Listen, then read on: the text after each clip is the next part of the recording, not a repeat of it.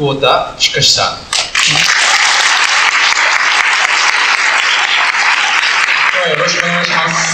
Okay, we're going to go ahead and start off with some self-introduction about what they do or who they are.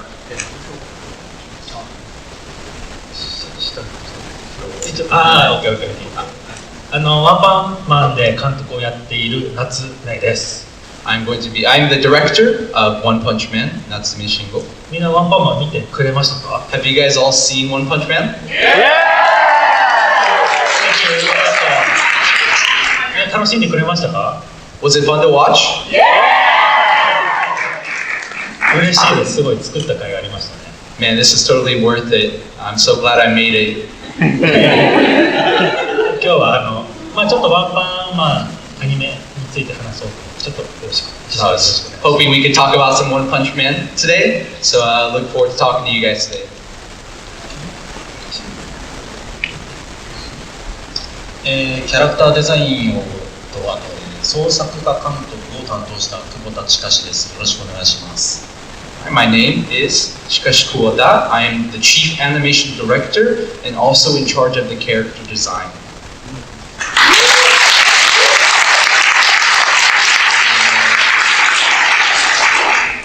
久保田親知ってるぞって人手を挙げてください。久保田親を知ってる人手を挙げてください。If you guys know the name Chikashi Kubota, please raise your hand. Thank you. 少なかった。There's not a lot of people.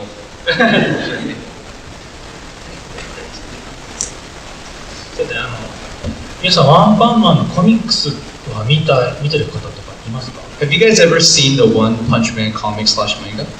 Yeah. じゃあみんな見ているんですね。So you guys have all seen it, huh? で自分がワンパンマンのオファーをもらった時2年ぐらい前なんですけど、自分漫画を読んだことがなくて、監督やってくださいって言われて漫画を渡されたんですよ。So I actually never read One Punch Man. I actually had no idea about it. But then all of a sudden I was handed this project, like, can you animate One Punch Man? And then they handed him the manga and he's like, I guess I'll start reading it now. でもらって読んだらすごく面白くて、これやろうと。And when I actually read it, I was like, man, this is awesome. I'm so ready to do this. で村田先生版が出回ってると思うんですけど、ワンさん原作のワンさんのもインターネットコミックス無料で読めるんですけど、それも面白いなと思って、ワンさんのウェブ漫画とか見てる人とかいますか？ So the actual original creator of One Punch Man, his name is Wan-san. He does have a lot of free manga/comics available on the internet. Have any of you guys seen those products? Yeah. おー、意外ですね。すごい。I'm actually surprised. で今回アニメやるってなった時に結構その両先生方がすごい協力的で、シナリオ打ち合わせに全部出てくれたんですよ。So whenever I actually decided to take on this project, there was a person named Ryo Sensei, and he was very cooperative and really kind of made it a success. でシナリオ打ち合わせっていうのは漫画のどこからどこまでを1割やるとか分配です。So basically what they did was they had to split portions of the manga in order to fit it into the episodes. That's the one thing they kind of collaborated on, was to figure out the timing and how long of each portion of the manga was going to go to the anime. でやっぱり漫画通りやっていくとどうしてもセリフとか多くなって、どのセリフを生かしてどのセリフを切るとかそういうのをシナリオでやってそのテレビ一本のシリーズとして成立する。So as part of the job between him and that person was finding out what portions of that actual comic they were going to use and what portions they had to cut out in order to make that final product. でそれでもワンさんと村田先生参加してくれたんで、アニメならではのアイデアとかですね、やっぱりアニメって漫画と違って動いたりするんで、そういうのも一緒に考えて結構原作のワンさんのアイデアを採用したり、もちろんそのアニメ側からもいろんなアイデアを出してその面白い漫画にはないアイデアも結構出して。So he considers this kind of work a living thing. So they collaborated together and they figured out once again what parts they were going to use and what parts they weren't, and they wanted to make things as exciting as possible, as engaging as possible. で今回そのお話はワンさんと村田先生に参加してもらったんですけど、で絵の方ですよね。村田先生すごく絵が上手で、それをどうやってアニメにしようかなってすごい悩んだんです。So there's a huge problem just because Murata Sensei, who also took part in creating this, the original, that person was so good at art, he had no idea where he could actually possibly start with the animation. 下手絵で描くとすごい叩かれるっていう。So I said said罵声を浴びせられる。he's like kind of suck at drawing compared to this person, so I'm getting a lot of internet hate. だからちょっと絵のクオリティは頑張ろう。It's like, so I really need to step up the quality of my art. でそこで誰にキャラクターデザインをお願いするかっていうので、自分がポッと思いついたのは久保田さん。So when I was really thinking about, hey, who should I leave the character design to, this one person popped in my head. He's the person sitting right next to me. で、なぜかっていうと、その村田先生って結構少年ジャンプとかで連載もされてた方なんで、漫画した絵が得意。So Murata Sensei, the person that was really great at art, was someone who was really involved in Shonen Jump. Are you guys aware of Shonen Jump? Like, very popular. So that was one of the things that came across. で村田先生自体、やっぱ子供の頃からジャンプを見て育ったんで、やっぱりその鳥山明とかそういうドラゴンボールの漫画家さんの影響とか多分受けてるように感じましたんですよ。So Murata Sensei was kind of raised on all that, stuff like Shonen Jump, Dragon Ball Z, and etc. So that was there was a lot of influence coming from that. で、また久保田さんもそういう小ジャンプを見て育った世代なんで、なおかつ鳥山明とドラゴンボールのキャラクターとか、多分そういう子供の頃から描きながら育った世代なんで、これはちょっとマッチするんじゃないかな。So because of that, he kind of matched Murata Sensei to Kubota-san over here, because Kubota-san also kind of grew up on Shonen Jump, seeing those kind of things, so he kind of understood the style. So he's like, you know what, it might actually be a good fit. でお願いしたら、どうでした？依頼を受けた時ってワンパンマン絵を見せられて。ワンパンマン自体は、作品の存在は知ってたんですけども、ちゃんと読んだことになってて、ただそのワンパンマンの絵を描いてる村田祐介先生がとても絵の上手い方なので、夏目監督から仕事の依頼を受けて、ちょっとすぐに返事できなかったんですよ。悩んでしまって。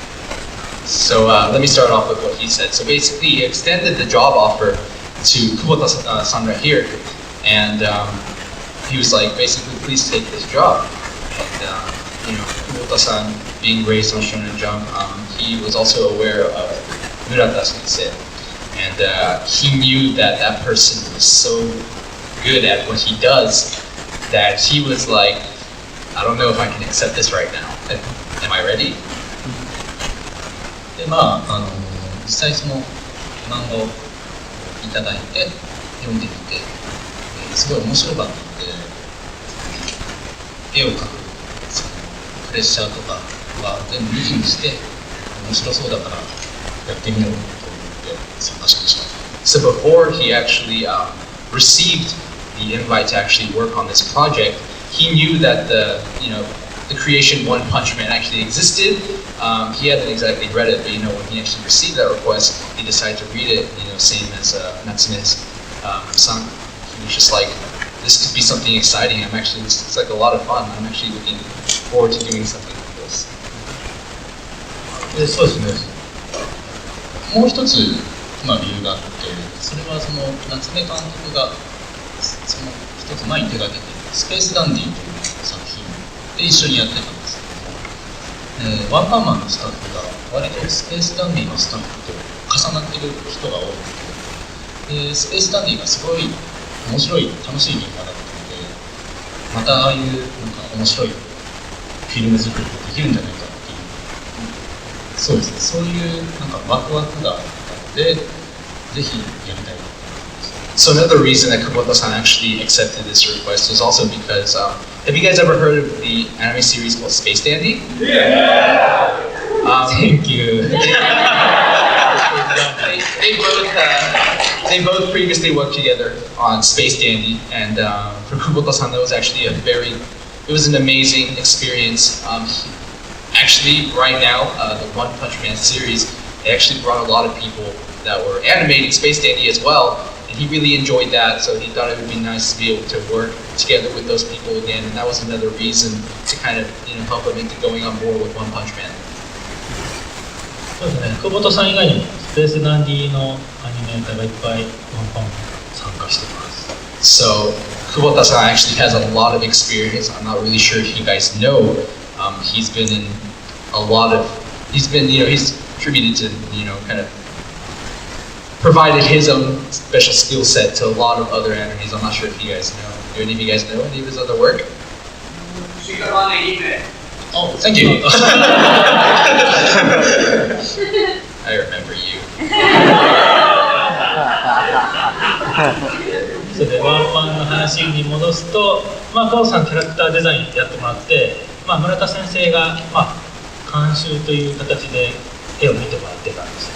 So eventually I did bring Kubota-san on board for this project, and Murata Sensei was kind of like, in a way, kind of our guidance counselor for this project.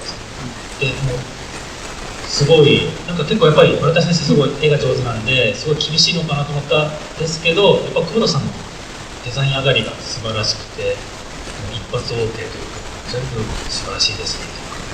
And originally, like I thought, Murata Sensei was very skilled at what he does. He's very good at art, and I was worried that he was going to be really strict with Kubota-san, but it was amazing. Kubota-san passed with flying colors. He would hand in the work and get a check mark almost the first time he handed it in. He's like, I didn't doubt him for 1 second. こんな感じそうですね。絵はそんな感じで進んでいった感じですね。で、本編の内容なんですけど、やっぱりワンパンマンってそういうカタルシス、気持ちよさのある作品だと思ったんですよ。So for me, I felt like there was actually like a lot of feeling and emotion behind One Punch Man. なんか見ててスカッとしたり、ギャグだったり、笑ったりとか、そういう見ててワクワクするような漫画だと思ったんで、アニメの方でもそれをちゃんとなるべく丁寧にやろう再現しようと思って。So he thought, the actual production of One Punch Man, like I said before, has a lot of emotion to it, and it's something that can evoke a lot of happiness, excitement, and that's something I really love about the series. そうですね、2話の冒頭のカノシーンとか、やっぱりギャグって言いますかね、ワンパンドクトロのギャグとかはそうですけど。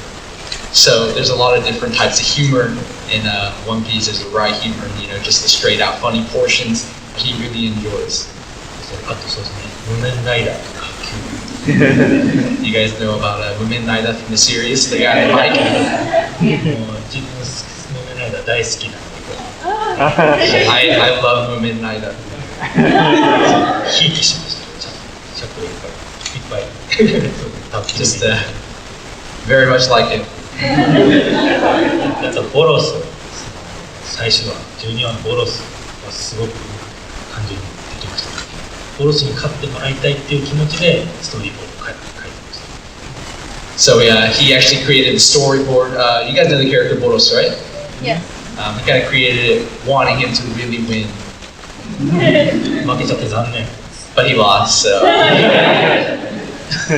本当最初はね、ボロスを主人公で一丸となって何とかして最後は勝てないか逆に書いてました。Kind of really wanted to make Boros kind of the main character.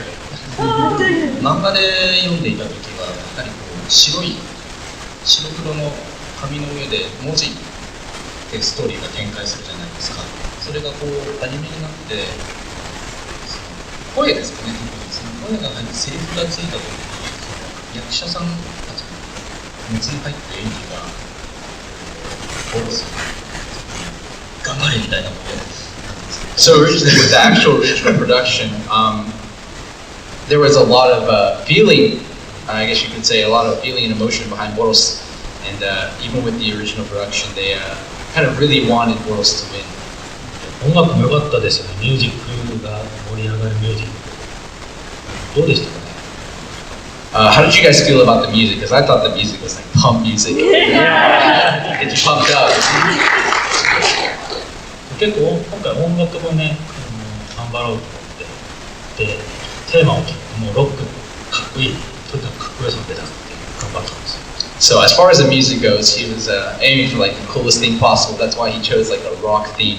でオープニングのジャムさんもワンパンマンの雰囲気に合わせてもらって、今までのジャムの音楽の方向性とはちょっと違った感じなんですよ。ワンパンに寄せてもらって作ってもらったんですごくマッチして嬉しかったです。 So you guys aware of who created the opening theme song for One Punch Man?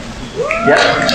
So the creator was Jam, and they're nice enough to actually take on this project. If you actually go look at their music, they kind of go in a little bit of an opposite direction to what they actually created for One Punch Man.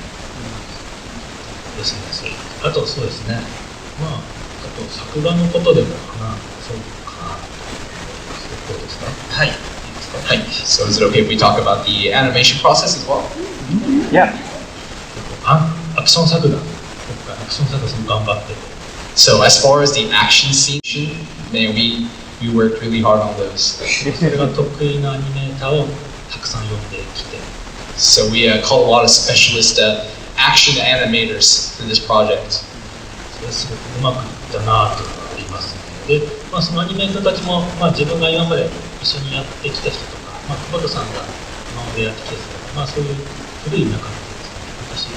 I actually think it really went well. It's also due to the fact that we were able to work with really skilled people that we've also worked with before in the past, so that kind of made things a little bit easier. そういう人たちだったんで、意外とやっぱりその人がどういうアクションが好きとか、どういう作画をするっていうのが分かったんで、うまくはめられたなと思って、そういう得意な分野があるんですけど、かっこいいアクションが得意な人、泥臭いアクションが得意な人、泣けるところが。So there's a lot of people that were brought onto this project, and just because that they worked with them previously, it was really easy to kind of set everybody on the same frequency because they know the kind of work that they did. They're people that specialize in really hardcore action scenes and action scenes that evoke emotion, so it worked out really well. なんか皆さん好きなアクションシーンとか、思い残っているアクションシーンとかありますか？ Are there any certain scenes that you guys think are very memorable from One Punch Man? あしらかぶと。3ですよね。What was a dream sequence? Oh, very good. エピソード1のカメラさんですね。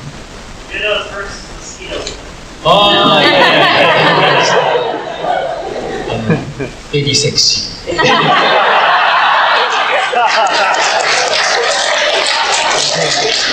そこもやっぱり可愛いその女性を描くのが得意なアニメーターに担当してもらったりとかして。So we actually brought in somebody who was really good at drawing pretty sexy women. ただ女性を描くのには僕もこだわりがあったんで、ほぼ直してました。久保田さんもすごい女性に執着がある方。I have to say something. This is speak up half. Well, I have to say something. I actually like drawing women too, so I made a lot of corrections. 女の子の絵をいっぱい描いてる。I draw a lot of girls. なんか他アクションシーン。Are there any other action scenes that really stood out? Saitama. 5で。そうなんか。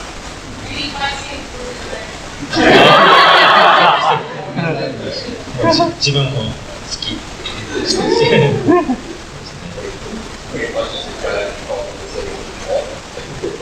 What was that?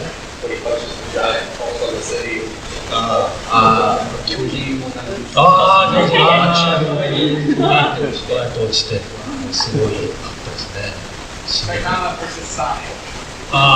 ソニーってそうですね。エピソード5とか、プリズナー。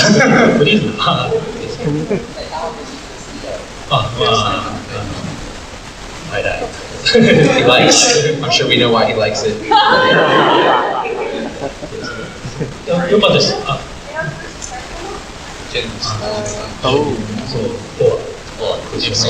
で、あそこはすごいラッキーだったなと思ってて、あそこだけアニメ誰に担当させるかが決まってなくて進んでたんですよ。So we actually really lucky on that one. We weren't really sure on who to actually kind of leave in charge of the animation for that one. そしたら進撃の巨人のメインアニメーターをやっているアクションアニメーターアクション作家をやってた今井さんっていうのがちょっと、やりたいです。So we got so lucky. There was a person named Imai-san. Are any of you guys familiar with Shingeki no Kyojin Attack on Titan? Yeah.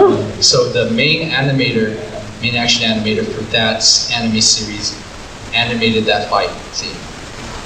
すごくかっこいいシーンがあって、ラッシュ見た時すごくかっこいい方が立ちました。It was so cool that whenever I actually watched it, my hair stood up on my arms. でちなみにオープニングで巨人を倒すカットがあるんですよ。So in the actual opening scene, you can actually see that there's a scene of him defeating the giant. そこは今井さんにその方が。So that portion was the portion that Imai-san, the animator from Attack on Titan, made. そこだけ進撃の巨人になってるかな。So he's just like, that was a kind of like the landmark that he put, like, oh yeah, I made the Attack on Titan and I'm kind of leaving my spot here. I was here. そうですね。作画そうですね。あと久保田さんの仕事も今回すごく負担のかかる仕事だったなと思って、やっぱりそうですね。村田先生の絵をいかに近づけるかで、なおかつ越していくかっていうテーマでしたね。So I feel like one of the most difficult parts, and I felt like there was a lot of stress on Kubota-san, was because of how good Murata-sensei was at actually drawing his art. We did our best to kind of replicate that, get as close to the original art, and there's a lot of stress on him for that reason. で今回全カット、シリーズ中の全部のカットを久保田さんチェックしてた。So every single cut, every single scene, Kubota-san actually checked every single one of those. 1500カットぐらい。We're over about like 1が300ぐらい。もっと言ってた。trying to count how many 6000カット。he went through and corrected over 6,000 cuts by himself. すごいね、なおかつこういっぱい書いて Made a lot of edits. モスキート娘だけじゃないぞ。主に Mosquito girl's not sexy enough. 主にやっぱり埼玉が皆さん、埼玉はパーツが単純なんですけど、顔のパーツ単純なんですけど、単純であるがゆえに難しいんですよ、書くのが。なので、はい。So I'm sure that when you guys look at Saitama, it looks like it's really simple to draw, but there's actually a kind of difficulty behind drawing that simplicity. なんかちょっとね、ずれるだけで、目とか鼻がずれるだけで違和感が。Because he's so simple that even if you kind of set the eyes apart a little bit, or put something where it's not supposed to be, it's very noticeable. なので、特に埼玉は注意して修正しました。So as far as Saitama goes, he was very careful with the editing or any of the corrections that he made. ちなみに一番修正が簡単だったのは、2面ライダーでゴーグルつけてるから顔が見えない。So luckily the easiest part was basically creating and drawing Mumen Raida because he always wore a goggle and he didn't have to draw his face. 埼玉以外で難しかったのって。Are there any characters besides Saitama that you kind of felt like it was difficult to draw? 髪の毛描くのが大変なのがジェノスと竜巻ですね。So probably the hardest portion was drawing the hair for Genos and Tatsumaki, the green-haired girl, the Esper girl, the psychic one. Yep. Yeah, everyone. プリズナーとかどうですか？ How do you feel about drawing Prisoner? プリズナー楽しいですか？楽しい。He likes it. ほとんど裸でしたけど。ほとんど裸です。He's like basically naked all the time. So. 裸の男を描くのが楽しいということはっていう。Did he just say that he likes drawing naked people? Naked guys, to be exact? 怪しいですね。I'm a little bit suspicious of these. プリズナーはみんなでも楽しんで描いてましたね。やっぱりギャグシーンとかの絵は描いてても楽しいですよね。As much as you guys enjoy seeing those funny scenes, we enjoy writing those funny scenes or drawing those funny scenes as well. ソニックの股間をパンチするときとかね、そこのアニメーター It was, 笑いながら描いてましたね。the animators were having a lot of fun. They were laughing while they were drawing the scene where Saitama punches Sonic in the gonads. 今回アニメスタッフの人たちがそのワンパンマンを作画するにあたってすごく注意したのがやっぱりその、村田先生が絵がうまいということで、筋肉を描くことにすごいみんな熱心でしたよね。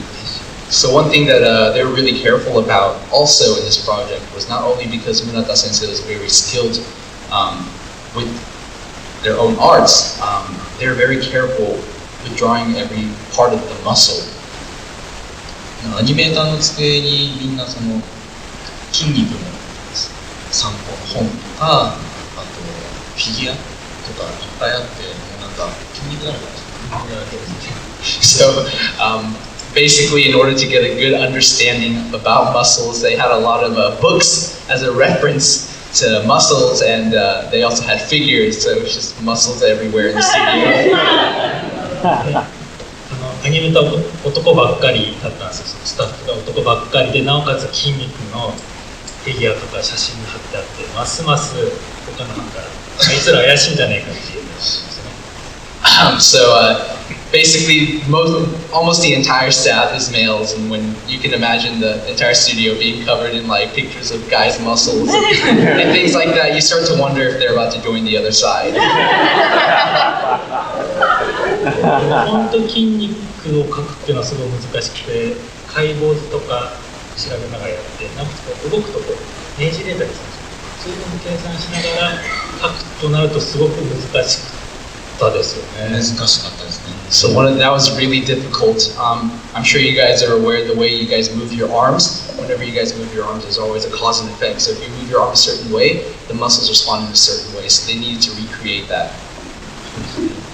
やっぱり普段みんな目にしてるものだと思うんで、ちょっとでもね違ったりするとすごく違和感があるんですよ。 So whenever it might not seem like much, but whenever you actually take a really good look at it, even if it's off by a little bit, it seems really unnatural.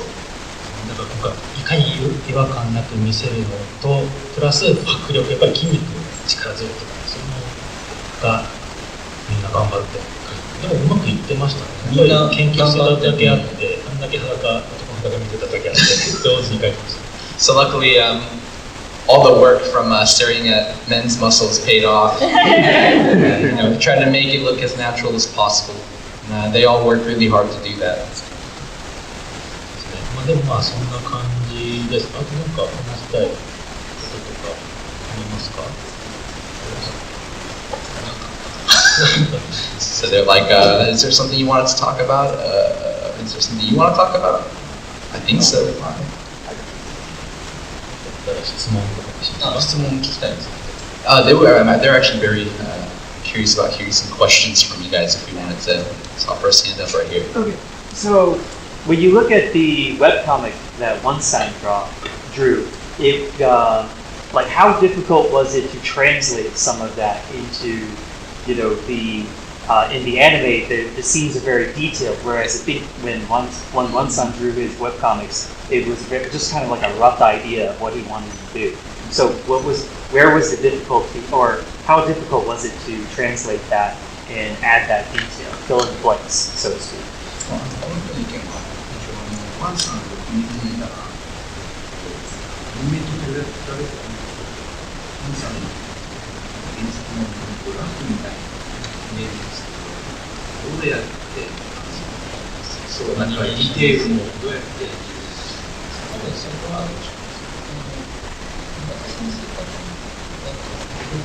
Well, it also helped because the person who originally created it was collaborating with us.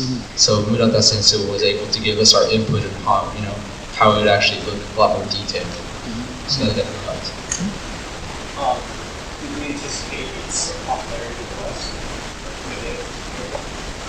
Sorry, I'm sorry, I can hear you one more time. Did they anticipate One Punch Man's popularity to us?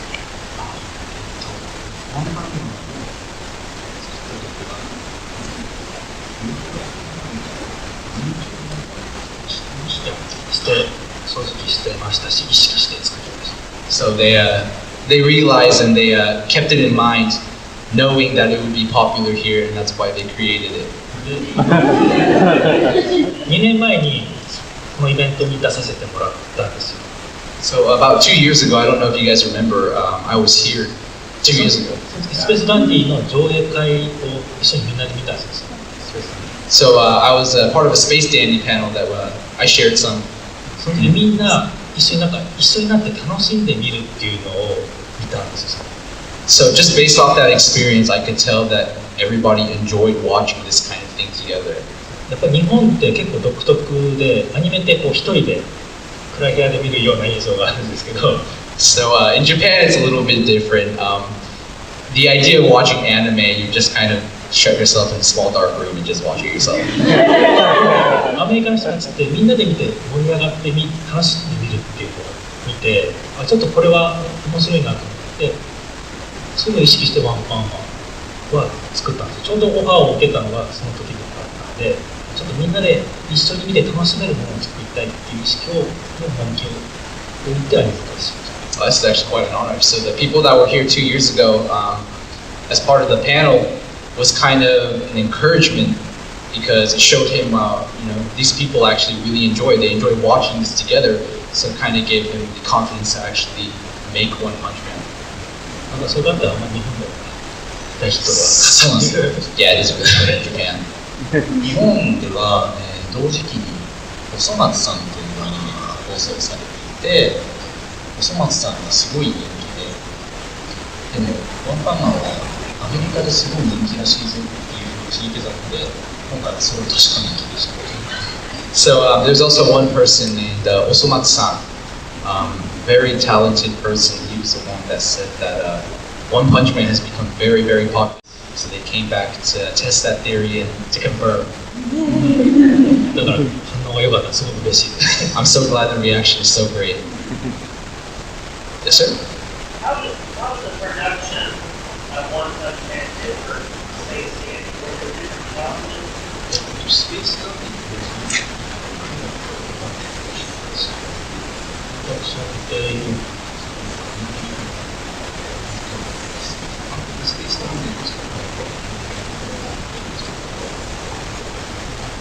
根本は一緒で、やっぱりスタジオが違うということです。 Well, the fact that it's 2 different studios was the main base. で、やっぱりアニメーターとかクリエイターはフリー会社員でフリークリエイターたちなんで、スタジオが映ったところで人もこっそりことをすればいいだろう。ほぼ同じような感じで作りました。 So honestly, a lot of the people that were actually part of that animation group, they were freelancers. They weren't tied to a certain studio itself. So a lot of the characters and traits were actually brought over whenever they all moved over there as well.